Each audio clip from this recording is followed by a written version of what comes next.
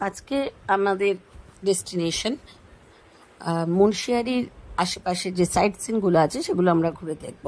তার মধ্যে main attraction হচ্ছে খালিয়া টপ।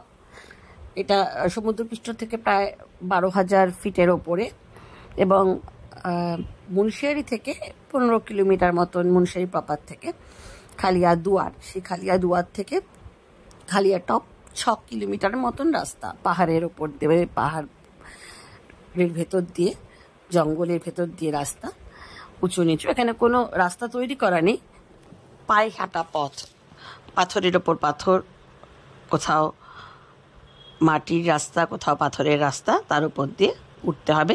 উপরে একটা বড় বুগিয়াল আছে।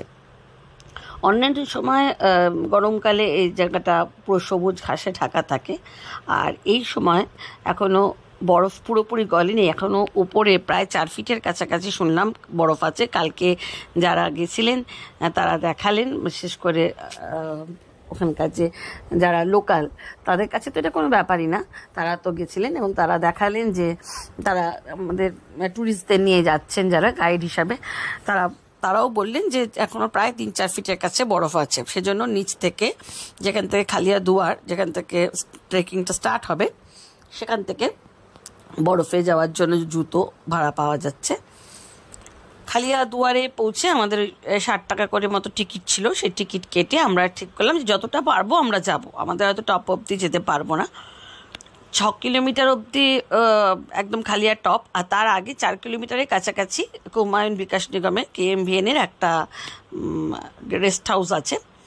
এখানে ম্যাগি, চা, কফি সব পাওয়া যাবে, কিন্তু তার আগে কিন্তু কোনো রেস্ট হাউস নেই। সেজন্য অবশ্যই পর্যাপ্ত পরিমাণে জল এবং কিছু স্ন্যাক্স, কিছু পাহাড়ে ওঠার মতো কিছু চকলেট, ড্রাই ফ্রুটস, এগুলো আপনার নিয়ে উঠলে ভালো হয়। তো আমরা সেই অনুযায়ী মোটামুটি স্টার্ট করব ঠিক করেছি। তো আজকে সকালবেলাটা কিন্তু আকাশ একদম যে পুরোপুরি ক্লিয়ার তা না। প্রথম দিকটা খুব সুন্দর ছিল, একদম ভোর যখন হচ্ছে তখন পুরো খালিয়া 5:45, যে 5টা পিক একদম ক্লিয়ার, কালো পিকগুলো মাথা উঁচু করে দাঁড়িয়ে আছে। কিন্তু যেই আস্তে আস্তে সূর্য ওঠার টাইমটা এলো, যেই সূর্যোদয়ের টাইমটা এলো, আস্তে আস্তে মেঘ এসে তাদের গায়ে যেন লেপটে আটকে গেল, যেন মনে হচ্ছে তারা সেই মেঘের ওড়না জড়িয়ে রয়েছে।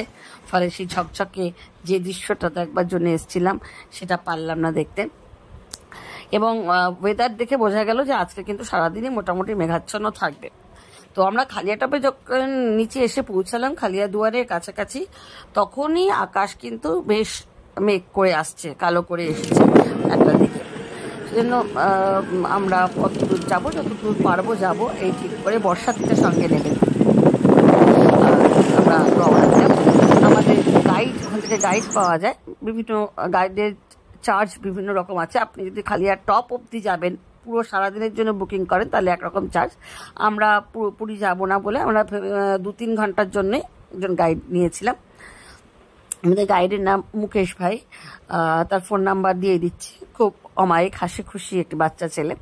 তো ওর সাথেই আমরা হাতারা ধরলাম এবং প্রত্যেককে একটা করে লাঠি দেওয়া হলো। সেই লাঠিটা পরে ফেরত নিয়ে নেওয়া হবে, তার টাকাটা রিফান্ড করে দেওয়া হবে। আমাদের যাত্রা শুরু করলাম। খালিয়া টপে উঠবার প্রথম দিকে রাস্তাটা খুব সুন্দর, এঁকে বেঁকে পাহাড়ের ভেতর দিয়ে রাস্তা, দুপাশে অজস্র রডোডেনড্রন একেবারে লালে লাল হয়ে রয়েছে, কোথাও গোলাপি, কোথাও লাল। নানান রকম ফটো তুলতে তুলতে আরাম করে চলো। ছোট ছোট মাঝে মাঝে খচ্চর, তারা উপরে KMVN-এর রেস্ট হাউসের জন্য খাবার নিয়ে উঠছে। আমরা পথে চলছি। মুকেশ ভাইয়ের সঙ্গে গল্প করতে করতে নানান কথা, নানান খবর সে আমাদের জানাচ্ছে যে সে ছোটবেলা থেকেই এই অঞ্চলে যাতায়াত করে। তার দাদাজির সঙ্গে পাহাড়ের ওপরে যা নানা রকমের ওষুধি আনতে যায়।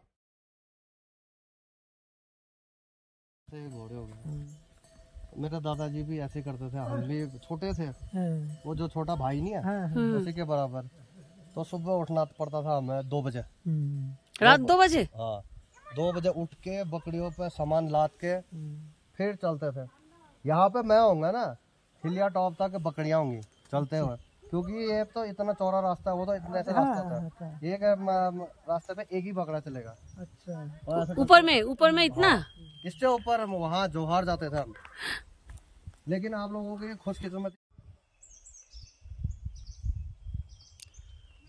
কালিয়াটপে উঠছি এখন। রডোডেনড্রনের জঙ্গল, সবাই উঠে গেছে, আমি কিছু ছবি ধরে রাখার চেষ্টা করছি। অসাধারণ প্রকৃতি, অসাধারণ তার সৌন্দর্যকে আরো সুন্দর করে তুলেছে রডোডেনড্রনের ফুলগুলো। পুরো পাহাড়টা জুড়েই জঙ্গল আর জঙ্গল,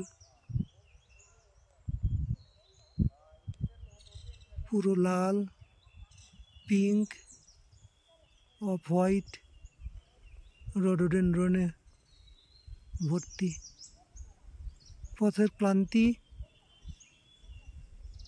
রঙগুলো যেন সরিয়ে দিয়েছে, সৌন্দর্যকে আরো অসাধারণ রূপ দিয়েছে।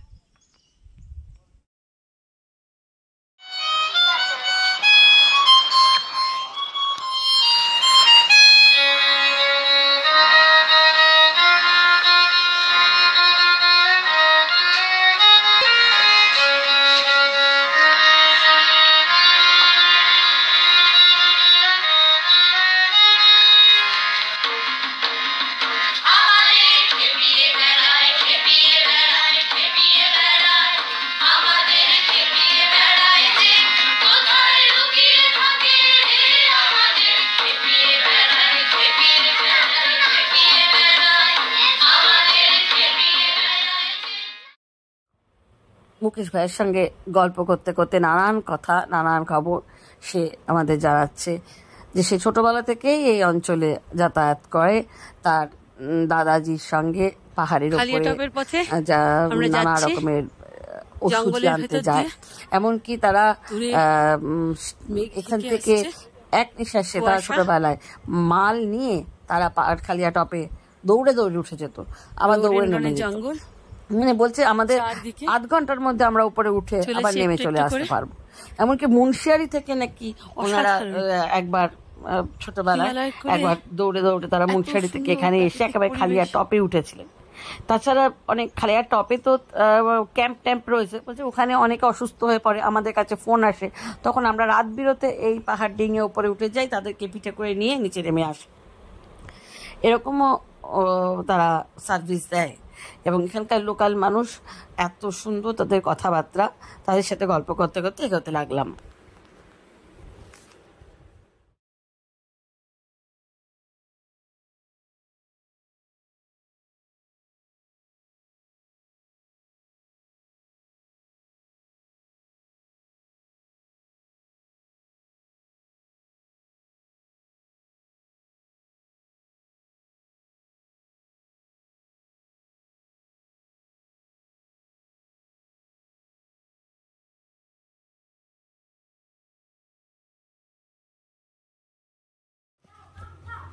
গল্প করতে করতে উঠছি, তো ওরা কি করে, ওদের মানে মেইন অকুপেশন কি।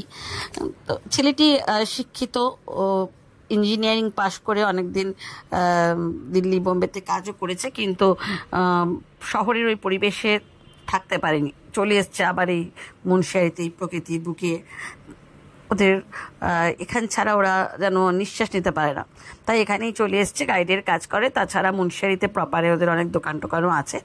তো এইসব কথা বলতে বলতে যাচ্ছি, তখন ওরা বলছে যে আমাদের একটা বড় একটা কাজ হচ্ছে এখানে, আমরা সব কিট তুলতে যাই। কিরা তো কিরাটা কি জিনিস ঠিক বুঝতে পারছি না। তখন বলছে যে এখানে সবাই গরমকালে এই পাহাড়ে যে দুর্গম যে তৃণভূমি আছে, পঞ্চচুল্লির নিচের দিকে। সেই তৃণভূমির ঢাল জুড়ে এক ধরনের পোকা পাওয়া যায়, শো পোকার মতন এক ধরনের পোকা। শীতকালে এই পোকাগুলো বরফের নিচে থাকে, আর তখন ওদের দেহে এক ধরনের ছত্রাকের সংক্রমণ হয়। তো এই ছত্রাকটা মানে ওই শো পোকা সারা দেহে আস্তে আস্তে বিস্তার লাভ করে, আর মানে পোকাটা মারা যায় কিন্তু ছত্রাকটা বেঁচে থাকে। এবং যখন এই বরফ গলে যায় এই গ্রীষ্মের শুরুতে, তখন ওই পোকাটার মাথা দিয়ে ছত্রাকটা বেরিয়ে আসে, নীলচে কালো রঙের এক ধরনের ঘাসের মতন ছত্রাক। এবং ওই ছত্রাকটা সায়েন্টিফিক নাম হচ্ছে কার্ডিয়াসেপস সাইনেন্সিস, পরে আমি দেখলাম। তো ওই ছত্রাকটাকে মানে তিব্বতী ভাষায় ওরা বলছে ইয়ারাগুম্বা, শীত গ্রীষ্ম সংযোগস্থলে এই ছত্রাকটা হয়। তো এই ছত্রাকটা ওরা তুলতে যায়, এবং এটার দাম প্রায় 1 কেজি ছত্রাকের দাম প্রায় 14-15 লাখ টাকা মতন এই ছত্রাকের দাম হয়। তো সবাই গ্রাম জুড়ে সেই ছত্রাক তুলতে যায়, এবং সেই ছত্রাকের ওরা একটা রিজিয়ন ধরে ধরে সবাই তোলে। হেঁটে হেঁটে বললো খচ্চর নিয়ে জিনিসপত্র নিয়ে রওনা দেয়, এবং প্রায় 1 মাস ধরে বাড়ির সমস্ত ছেলেরা, আমাদের গ্রামে কোনো ছেলেরা সাধারণত থাকে না, সবাই চলে যায় সেই ছত্রাক তুলতে, যে যেমন পায়। এটা মানে যেমন মস্তিষ্ক, স্নায়ু রোগ, বার্ধক্যজনিত রোগ, মানে বিভিন্ন ধরনের ওষুধের জন্য কাজে লাগে, এবং এজেন্টরা এখানে চলে আসে এটা ওদের কাছ থেকে খরিদ করার জন্য। তো এটাই হচ্ছে ওদের প্রধান একটা জীবিকা। কিছু দূর ওঠার পরে দেখছি বাদিকে পাহাড়ের ঢালে বরফ জমে রয়েছে। প্রথম বরফ পাওয়ার আনন্দটা একটা অসাধারণ আনন্দ। তো আমাদের মুকেশ ভাই বলেন এখানে নামবেন না, এখানটা স্ল্যান্টিং রয়েছে, পা পিছলে পড়ে যাবেন। ওই আমাদের প্রত্যেকের হাত ধরে ধরে নিয়ে গেল। তো ওই জায়গাটাতে সত্যি বরফে যেই পা দিয়েছি, পাটা স্ল্যান্টিং, তো পাটা স্লিপ করে নিচের দিকে নেমে গেছিলো, আমার হাতের লাঠি পিছলে নিচে পড়ে গেছে। তো ও আবার নিচের দিকে নেমে আবার সেই লাঠি তুলে নিয়ে এলো। তো ওই জায়গাটা বরফে নামার উপযুক্ত নয়, তাই আমরা আরেকটু উঠতে লাগলাম। দুপাশে দেখা যাচ্ছে দূরে দূরে বরফ রয়েছে, আর তার মাঝখান দিয়ে অসংখ্য রেডোডেন্ড্রন, আর মাঝখান দিয়ে পথ উঠেছে, কোথাও পাথর, কোথাও বিশাল বিশাল গাছ, গাছের গায়ে।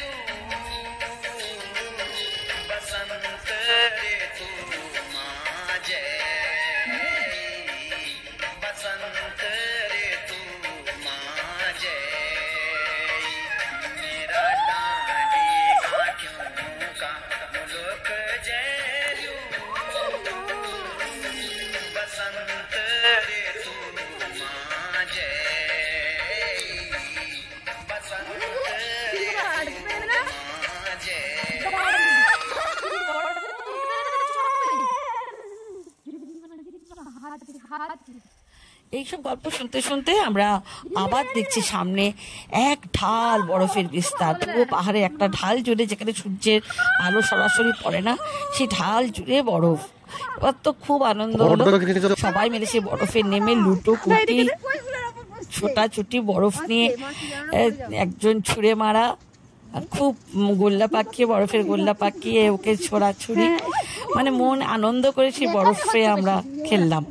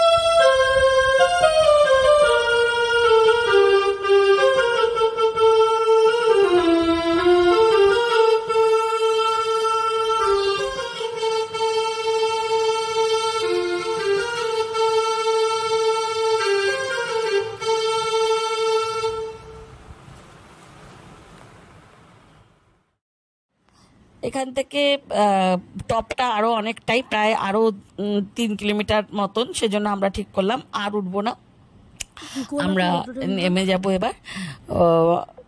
এরপরে আমরা থামরিকুণ্ডে যাব। তো সেই অনুযায়ী আমরা আস্তে আস্তে নেমে আসতে লাগলাম। সত্যি খুব সুন্দর, সেই চারদিকে বিস্তীর্ণ পাহাড় আর জঙ্গল। কত গল্প শোনালো এই মুকেশ ভাইয়ের সাথে কথা বলতে বলতে, যে এই জঙ্গলে চিৎকার করতে, মানে বলছে জোরে জোরে কথা বলবেন না, মানে ওরা বিশ্বাস করে যে এখানেই সেই বনদেবী বাস করেন, তিনি অসন্তুষ্ট হবেন। যে অন্নপূর্ণা মানে দেবী, পাহাড়ের দেবী, তাকে কতবার তাদের বাঁচিয়েছে, ওদেরকে নানা গল্প শোনালো যে রাতের অন্ধকারে কেমন করে পাহাড়ে ঢালে হারিয়ে গেছিল সেই দেবী, তাদের নন্দা দেবী তাদের বাঁচিয়েছেন। তো এই সমস্ত গল্প শুনতে শুনতে